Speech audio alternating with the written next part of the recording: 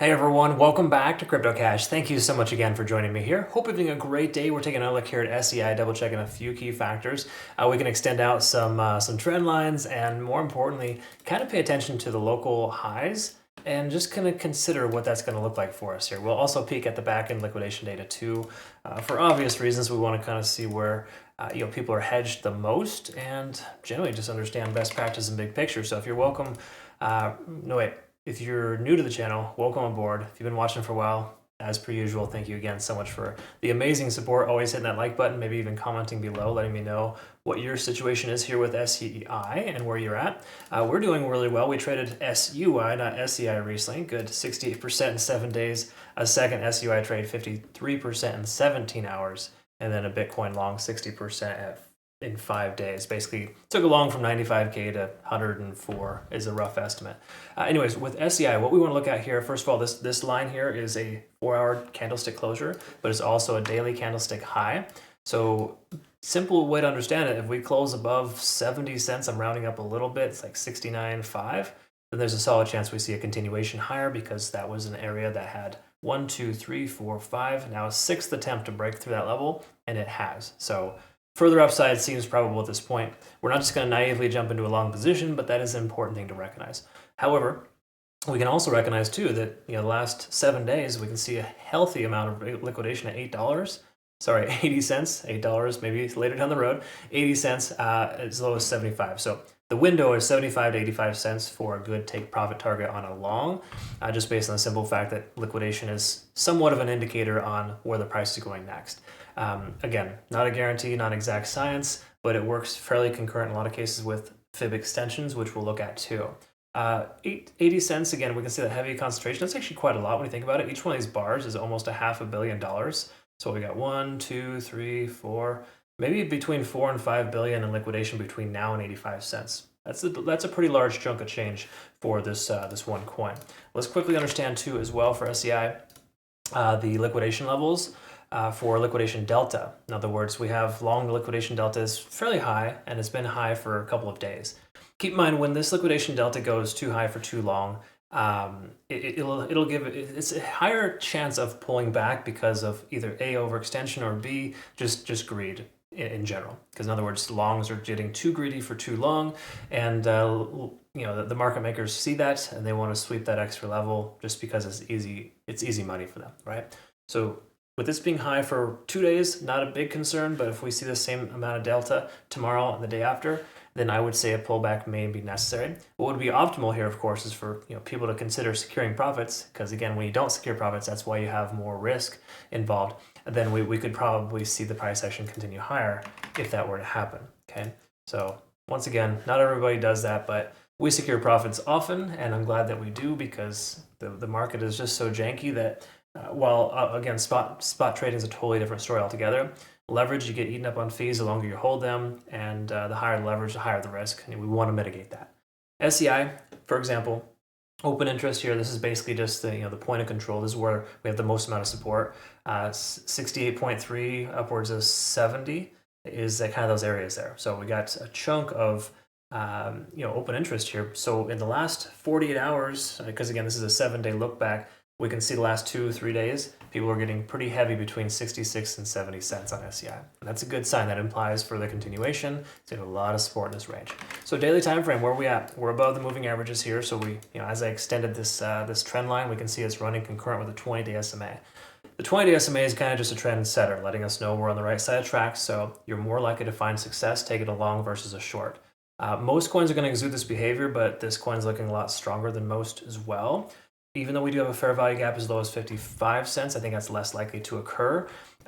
We have a good continuation pattern here. We're also testing 70 in the RSI, which is commonly referred to as a resistance level, but it's also more important.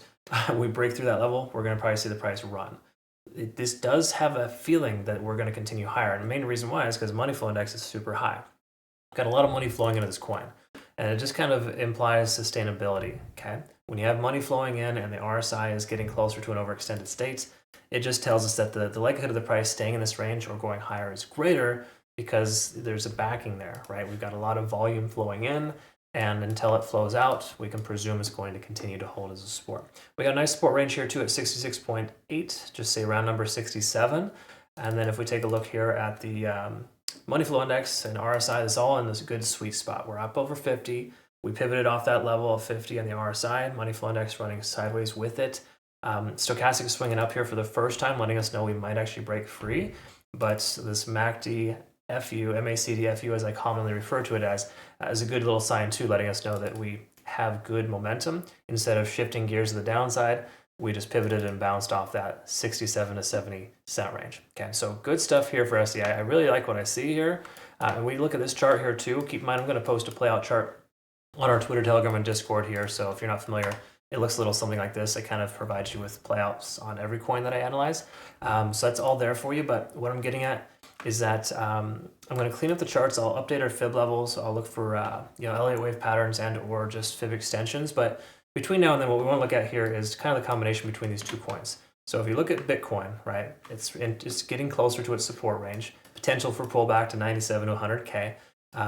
And what I like to look at is the 15-minute time frame and just kind of look at the price action here. So Bitcoin's kind of gone, it worked within its range, lost its range, and now it's continuing lower. Hypothetically, a bearish backtest to that, right?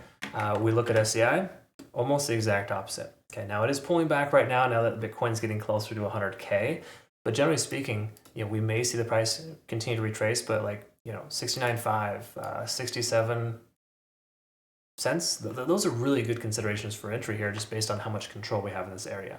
So once again, I'm not proposing we're going to see the price drop significantly.